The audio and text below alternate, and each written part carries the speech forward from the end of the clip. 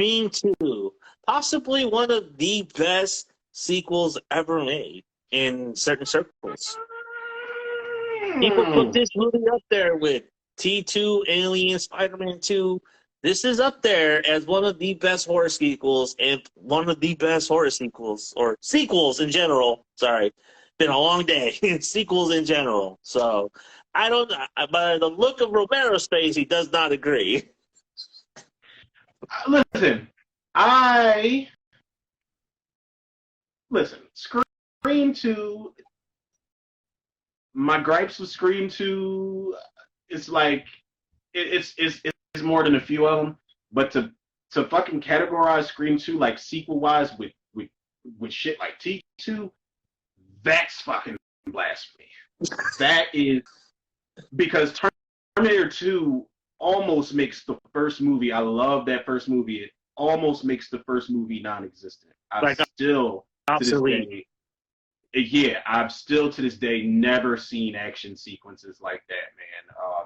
But Scream 2 is a solid sequel. It just suffers from just dropping the ball with certain shit, man. Like, I don't. For one, I guess to one of these killers were two and a half acts into the film, because one person just fucking disappears for the entire third act, and I'm like where is this person? Oh, I guarantee that's the killer. I didn't know it was going to be two this time around again, but I guess one of the killers were.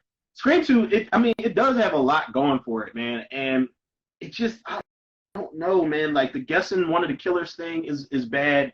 Killing Randy was one of the biggest fucking mistakes that this movie made, and they blew their load so early in the franchise. And Kevin Williamson, I think he said in a statement that he wanted shock value. They wanted shock value, and they wanted the audiences to know, yo, second time around, we mean business. We're not fucking around in this one. I feel like if they did it, they should have saved it for part 3. But killing Randy, the movie's over for me after that. Like, I'm still engaged, but as far as that, like, I'm dropping my shoulders. Like, I'm not really tense anymore. I'm not like on edge. I'm not as invested as I was. Like, the moment that scene is over, when Dwayne Martin just passes out when he sees Randy's body, the movie just takes a little bit of a dive for me after that, man. The third act is okay. Like, the third act is cool. I don't know, man. It's just, I don't know. And Jerry O'Connell, I know you don't like Billy Loomis. Jerry O'Connell, as far as like the boyfriend character, is no Skeet Ulrich substitute. Jerry O'Connell is pretty fucking annoying for me in that movie. I don't know what it is, man. It's just something about him as the boyfriend. He's almost too concerned. Like, he's so overly concerned. It's from the moment he walks up, he's like, hey, Sid, I heard you weren't in class. Are you okay? And he kind of like steals her away from Randy while they're having their best friend bonding moment. And he's just like, yeah, I can do something to take your mind off of everything. And he just kisses her. And that's it. And then he's just like, he's like, well, how am I going to get you alone? And it's like, you trying to get pussy at a time like this where your girlfriend's almost like she's been attacked and bodies are dropping on campus? Like, this is the reason why women think we've only got one thing on the brain, is because motherfuckers like Jerry O'Connell's character, man. He's just a little annoying. But on the flip side of that, I was sad to see him go. When he gets shot and he starts like bleeding out, dying, I was like, oh no. I was like, no. He's gonna be all right, right? Like, just put your hand over it, put pressure on it. He's gonna be all right. And then he just fucking dies. I was sad. They make it sad. Like, they make you feel it when he dies. And Sydney's reaction makes it like realistic, and she's got terrible taste in men. Like, terrible taste in men, apparently. A great fucking opening, though. A great opening. I'm almost scared to touch this because I still want to get Will Smith on the show, but we got to talk about that opening with You Know Who and Omar Epps. I think You Know Who, because we got to keep that fucking name out of our mouth.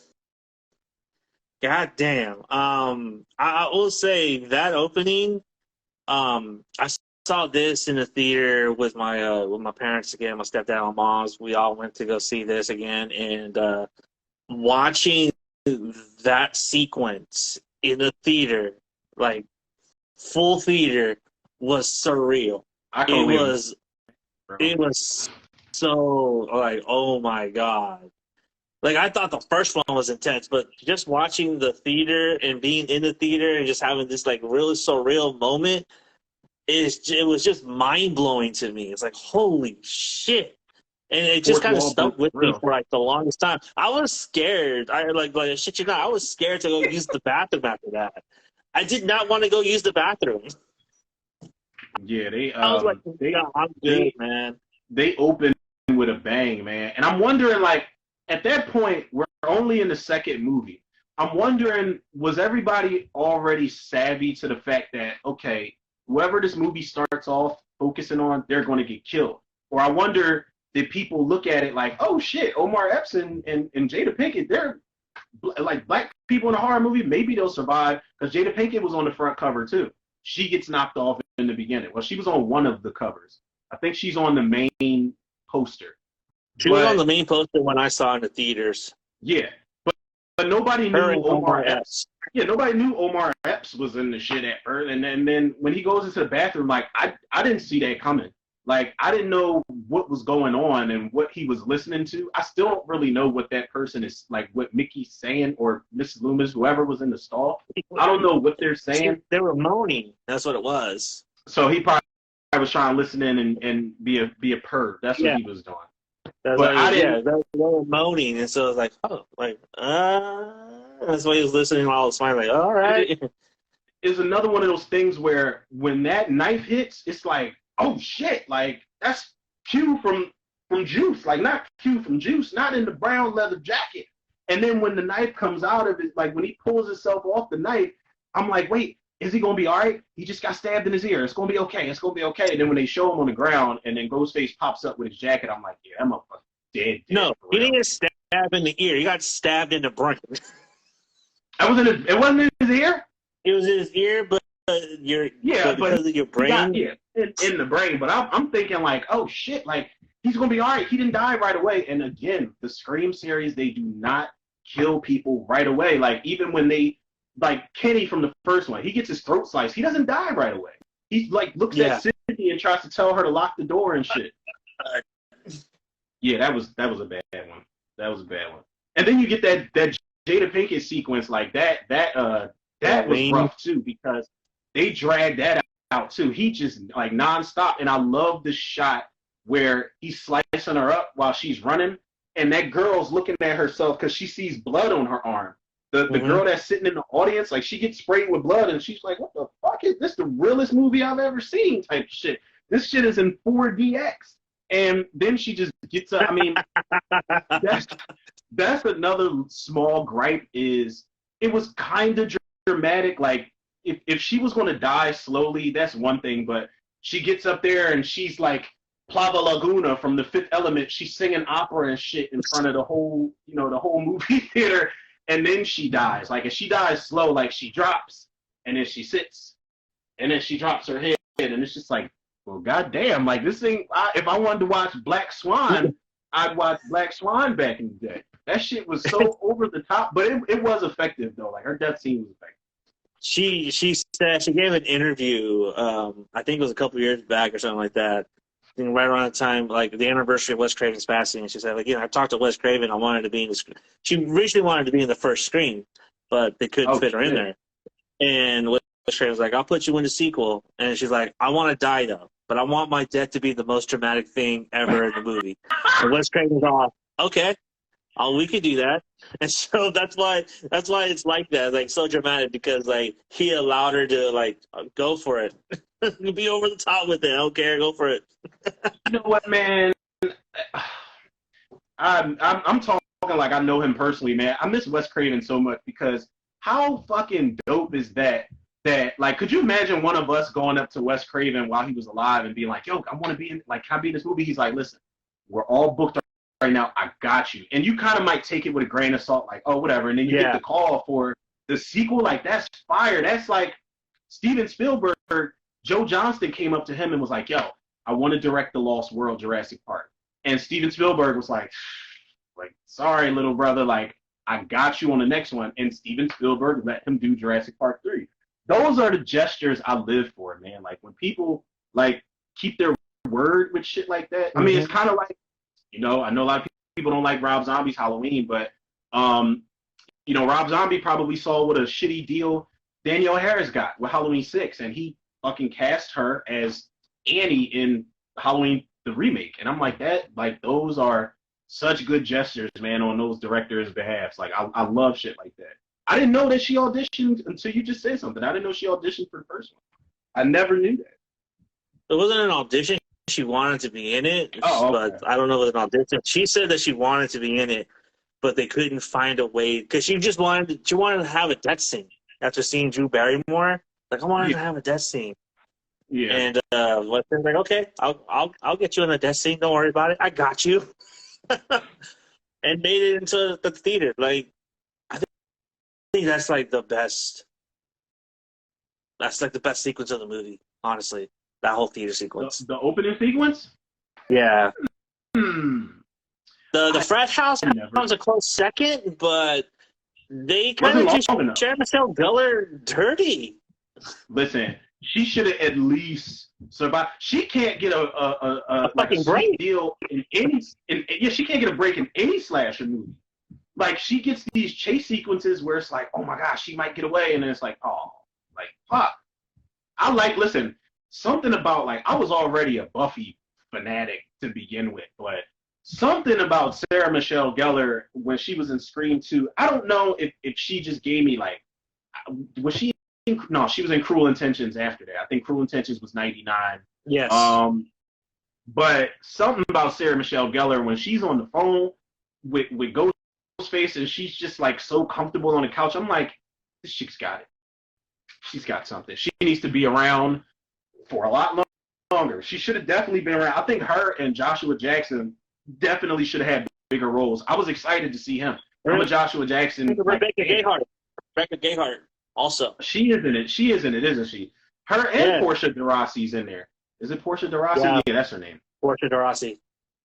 And they were just like were they a couple? They were supposed to be the mean girls, like the popular girls, and they were never brought up ever again. Like, what the fuck for? So fucking disrespectful because when Elise Neal is kissing their ass when they walk up, she's like, hello, sister such and such. They're like, hello, Pledge. Like, they just call her Pledge. They don't even call her Polly. Like, they just call her Pledge. Disrespectful. Holly was supposed to be the killer, by the way. Her and Jerry O'Connell were originally the killers in that movie. And I'm like, Elise Neal was like 5'2". Now, I know that Ghostface changes height in all, once they put that costume on, they grow like 2 feet taller than they are. It was supposed to be 3. There were supposed to be 3 of them. 3 killers? You know who the third one was? He was in the first one. Cotton Weary? No, Stu. Stu was the killer in part 2? He was supposed to be the third killer. There were supposed to be 3 of them in part 2. At the end, there was actually... He was supposed to be the killer in part 3, too. Yeah, in part 3, because it was supposed to lead into part 3. But we'll talk about why that didn't happen.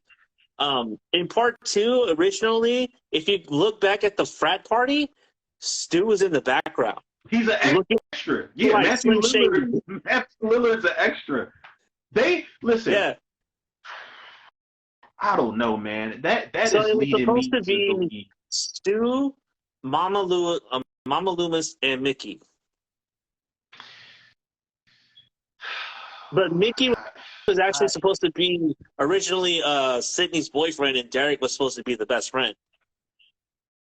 That would have made more sense to me because of script leaks. That would have made more sense to me. I think, first of all, Tim Oliphant's one of the most underrated actors ever for me. I love Tim Oliphant. Like, even in bad movies, Tim Oliphant's fucking fantastic. And Mickey, I love Mickey's character, man. But when Mickey disappears for the whole, where is he at after after that? I Think I Love You. When Jerry O'Connell's singing in the lunchroom to Sydney, you don't see him. You don't see him anymore after that. And I remember when I saw Scream 2 for the first time, I'm like, well, where's the cool guy at? Like, I thought he was the coolest dude ever. He used to walk around with a camcorder. I liked his lines. But I'm like, well, where's he at? and then I'm like, no, he's the fucking killer. That was just They could have done so much more with the camcorders, and they didn't do it. Like, he could have been making his own horror movie. Like, that's what he should have been doing. And they give you a little bit of that, like when Dewey and Gale, like when they break into like the auditorium and they realize that Ghostface has been, and this is like before Scream 4, Ghostface was kind of filming all the murders, like, well, prior to the murders, he was filming Maureen outside of the movie theater. He was filming Randy, and then he was filming Gale and Dewey, and he was filming Sarah Michelle Gellar. So, like, I mean, now that I think about it, that was a dead giveaway that Mickey was the killer because he walked around with that fucking camcorder throughout the whole movie. It also puts Sarah Michelle Gellar's death in a whole different light. Also, after that argument about sequels and how she just kind of made him look stupid, like, you got a hard on for Cameron. Yo, she did, because he said out of the window, like, what, bitch? He was pissed. That was probably the most personal kill next to when Mrs. Loomis killed Randy. Can we talk about Randy for a second? Yeah, go for it. Why? I know why they did it. That was the craziest sucker punch of the 90s, like of 90s horror for me. I did not see that coming, and then it's another one of those things where I was like after the sequence, I'm like, wait, is he going to be all right? Like, is he going to come back? And it wasn't until years later I realized she doesn't just stab him up; she cuts his fucking throat. Like, that's the last sound that you hear when she slides out of the van. She cuts his fucking throat. And then they had in Scream 3 originally, Randy was supposed to be in witness protection. His parents hid him away, and it's like, no, motherfuckers, you're not. I refuse to believe that he would survive that shit. There's no way. Jamie Kennedy often said he often jokes, says, like, I was actually supposed to be moving, like they were supposed to film me moving. I was supposed to survive. Yo, I'm telling you now, yo, if any of these characters get resurrected in Scream 6, if we see Stu or Randy, I'm not giving up on the series, but I'm going to call bullshit. Because if this is where we're going, let's just go supernatural with it. Let's go full-blown, like the Stab movies say. At one point, we involve time travel and all this other shit. Let's just go. Let's shoot for the moon at this point. Because everybody wants to, Stu's the killer and maybe it's Randy. I'm going with the theory that I wanted to rock the boat a little bit a couple weeks ago, and I said, well, fuck it. Why can't Charlie from Part 4 be a killer? We didn't really see a body. We saw him get stabbed in the heart and all of that, but people have survived. Why can't Charlie be the fucking killer? That's a good point.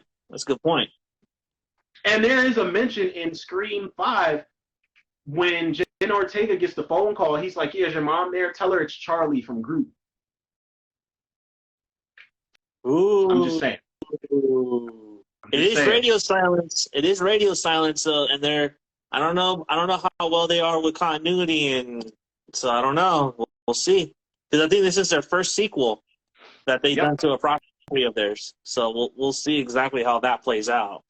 Does VHS count? Yeah. They were behind. Well, no, not really, because they're individual stories. Yeah, it was a bunch of other people. It was like Joe Swanberg, Radio Silence, Ty West. I want to say Mike Flanagan. Did he do any of the VHS ones? I don't fucking know. I have no idea. It's going to be. No, that seems beyond the creative ball right now. That's for real, like it does. Yeah, I don't know. Charlie, that might be good. That might be a good idea. Oh, Stu? I don't know. And I like Stu. I don't know. I think Stu might be the killer. I don't know. How, Sway? How did he survive? You got that's head trauma and electrocution. I don't have the answers. Oh, and the reveal. How did you feel about the reveals? Both of them. Like, both the reveals overall. Like, is it one you liked better than the other one, or? Mickey, I'm like, yeah, I saw that coming from a mile away. Even when I first saw it, I was like, oh, yeah, he just kind of gave off like killer vibes, dude. Yeah. Mama Loomis though, that was kind of out of left field for me. I was like, what the fuck? But then like when I got older, I realized, oh, we really don't care a whole much about Loomis's mom. So yeah, that could work, I guess. When I remember initially, I was like, whatever. I was like, Roseanne's sister's the killer? Like, that was my initial reaction. Roseanne's Jackie? Jackie? Yo. He's the killer? Really? And, like, I didn't really have a problem with Mrs. Loomis. It was the way she revealed herself when Gail comes out behind the curtain and she's like, Gail. Like, Sydney thinks it's her and Gail's like, and then Mrs. Loomis comes out with the gun like she's fucking James Bond or some shit. It's like, all right, lady. You got a 3-piece suit on, like you wasn't killing people with that shit under the Ghostface mask on.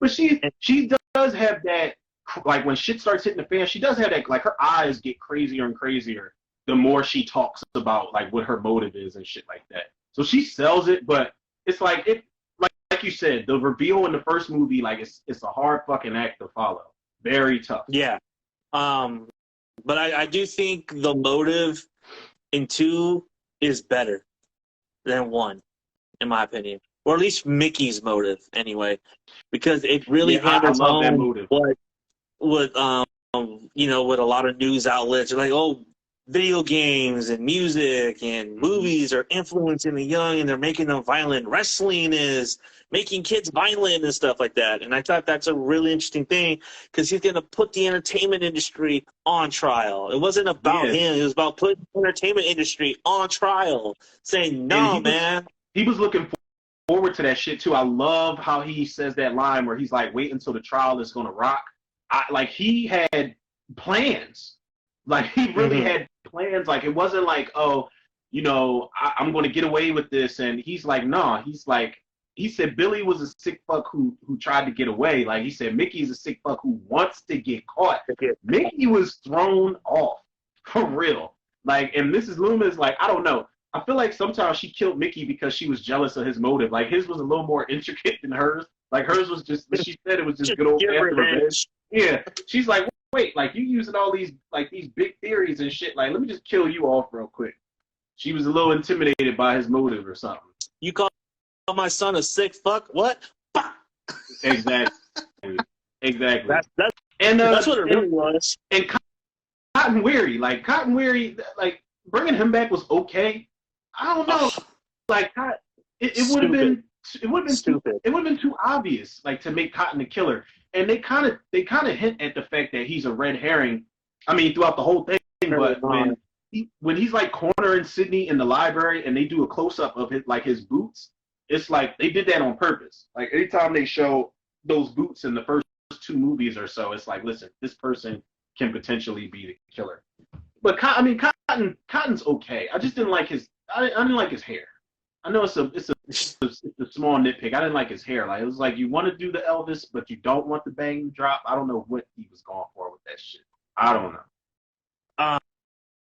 I think Cotton was a waste because they didn't really use him a whole lot. It was just like, why even bother? Like, you're not even using him. Like, you're not even developing his character.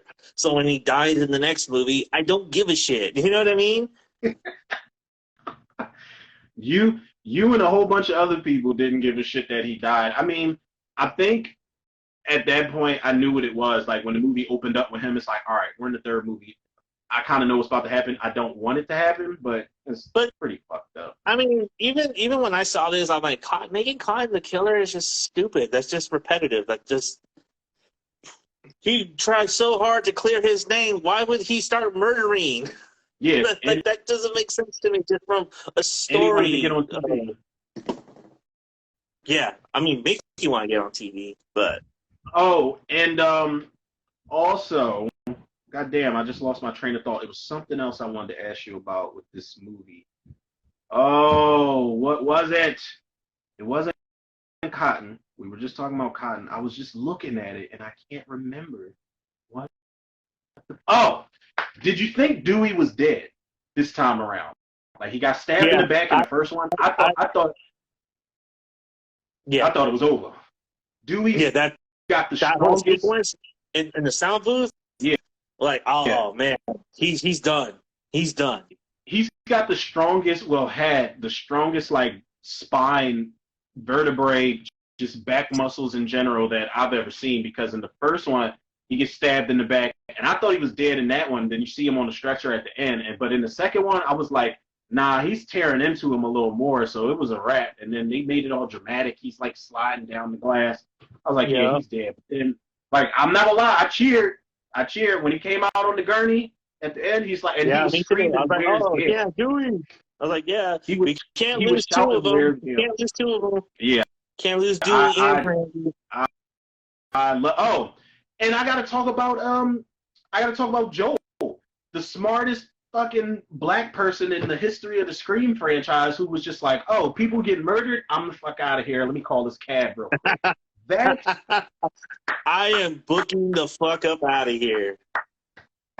And he tried to stick around. He was like, he said, brothers don't last long in situations like this, and he tried. But when Randy got killed, he's like, fuck this shit. He said, they impounded my van. I'm the fuck up out of here, man. But he came back. Like, I don't know, maybe Joel's the killer in Scream No, he 6. came back and was like, okay, all these white people are dead now. I'm coming back. Yeah, he's like, I'm back. He's like, yeah, let's get the scoop now. You're Gail Weathers. It's like he definitely came back when both the killers were dead and everybody else was.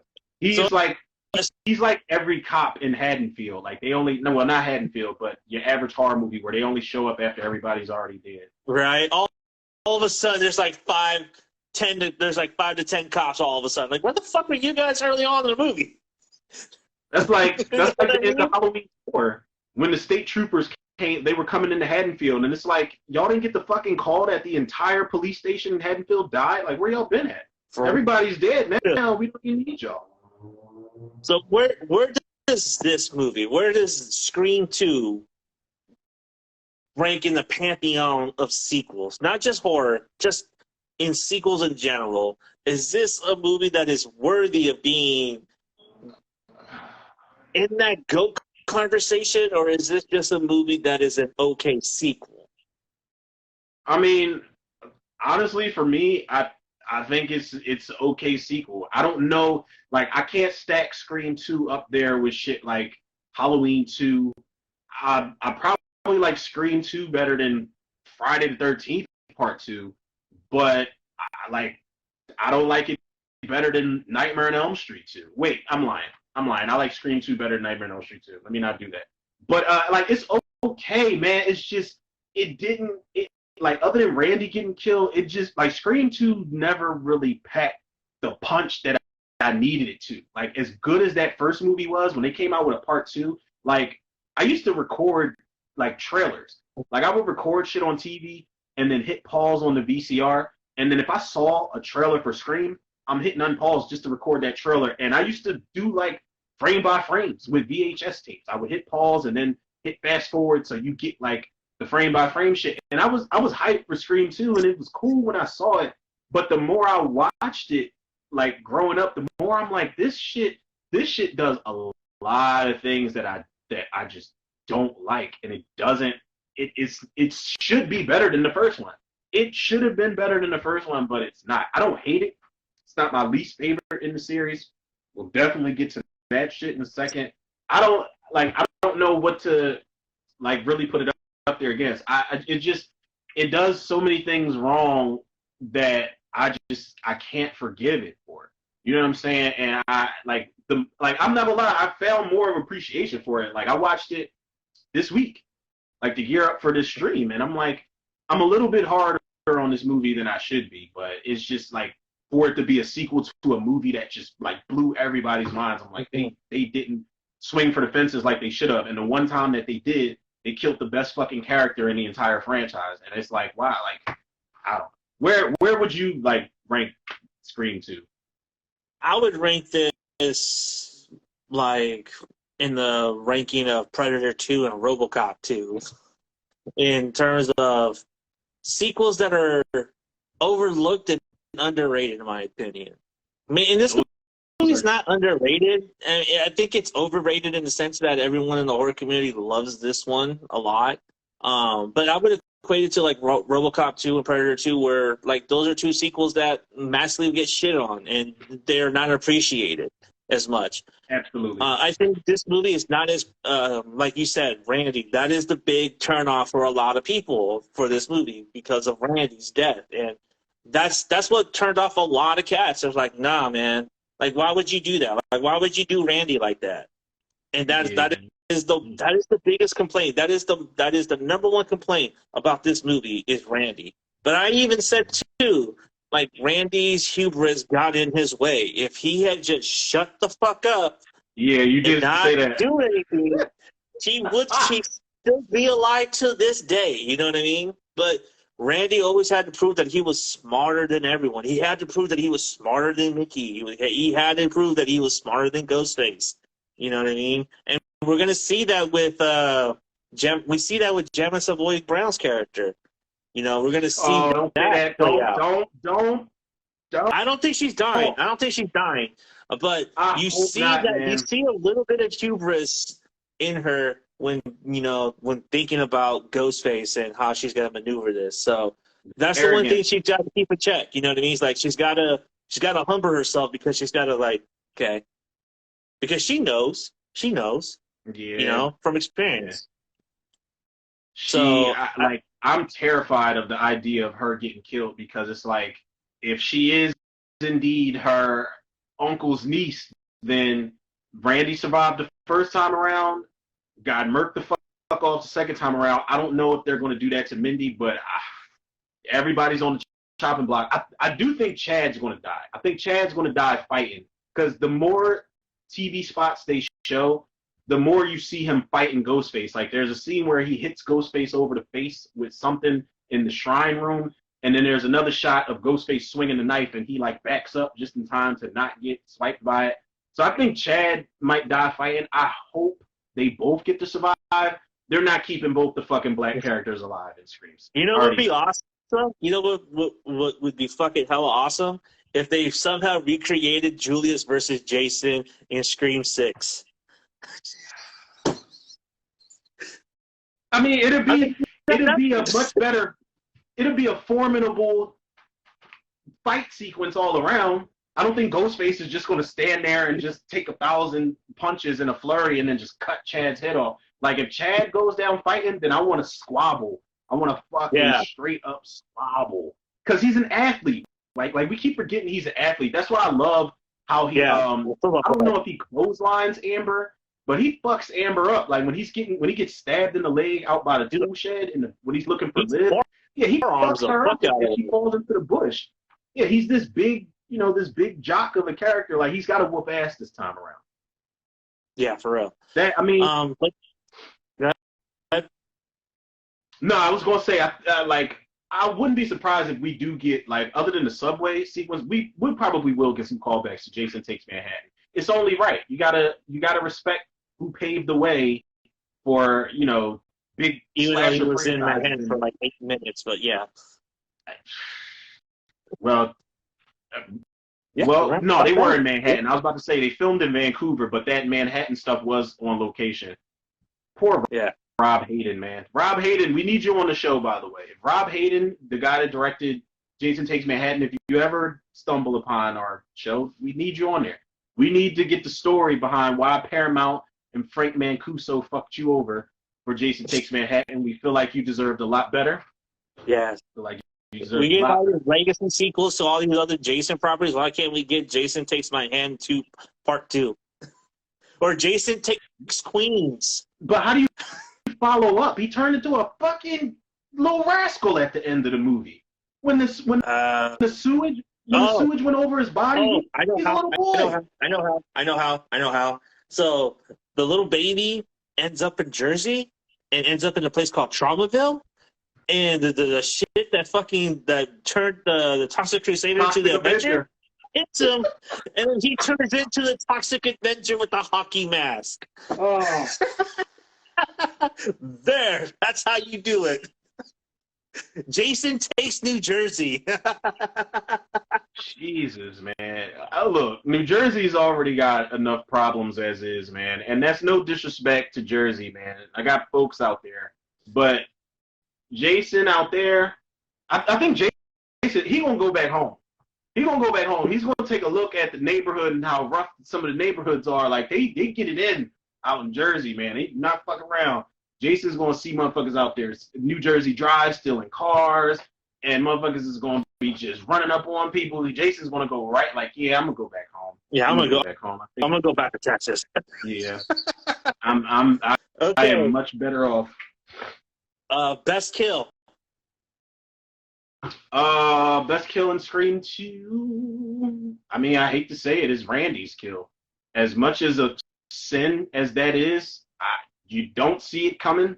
And she makes sure Randy's dead, and she even says it. She says, Randy spoke poorly of Billy, and I got a little knife happy. Mm-hmm. Like, and you hear the frustration in her voice. Well, it sounds like Roger Jackson, the Ghostface voice. It sounds like him when she grabs Randy in the car, but you can hear like the grunts when she pulls him into the car and when she slams his back into the van window. That shit was personal. And it shows. That was the most effective death scene in the movie for me. I almost said the cop, but it wasn't enough. It was pretty quick. That cop where he's on the front of the hood and that pole goes through his head. But yeah, Randy's the best kill for me. Maureen for me, that theater, I don't think someone's got to top that scene at some point, but no one has yet to dare touch that scene. So, Maureen for me, best character. I don't even want to keep saying Randy in the movie. I'm not going to ride the Randy train too much because he's only in like 2X. Mickey, even though he's only in 1.5 acts of the movie, Mickey was my favorite character, and I did not get enough of that character, man. And it's fucked up because when he gets the reveal, he gets killed off almost right away. Like Mrs. Loomis just shoots him the fuck up right away, and then when he comes back for the one last scare moment, he gets killed again. He gets shot the fuck up again. But hopefully Mickey's the killer in Scream 6. If 50 can survive those shots, Mickey can too. Mickey sent. That's what I'm waiting for. I'm waiting for Mickey to come back as the killer.